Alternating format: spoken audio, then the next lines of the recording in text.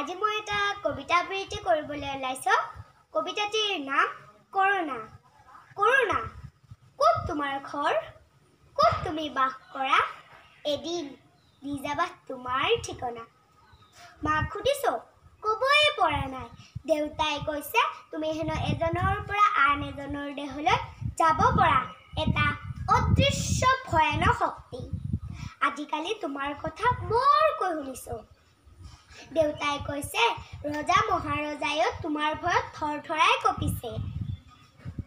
সমগ্ৰ বিশ্বত আজি তোমাৰ ভয়ত কম্পমান। ইখন দেশৰ পিছত সিখন দেশক সাৱটি ধৰিছা। সুযোগ বুজি দবদবাই আগুৱাই আহিছা। মানৱ জাতিৰ ওপৰত জঁপিয়াই পৰিছা। যম ৰজা অথবা মৃত্যুদূত। দেউতাই কৈছে সামাজিক দূৰত্ব, চেনিটাইজাৰ আৰু মাস্ক হেনো তোমাৰ প্ৰধান শত্ৰু। সেয়ে মই বাৰে বাৰে হাত ধুওঁ আৰু মাস্ক লগাই থাকোঁ, ঘৰতেই সোমাই থাকোঁ। কৰোনা, এতিয়া কোৱাচোন ক'ত তোমাৰ ঘৰ? ক'ত তুমি বাস কৰা? এদিন দি যাবা তোমাৰ ঠিকনা। নমস্কাৰ।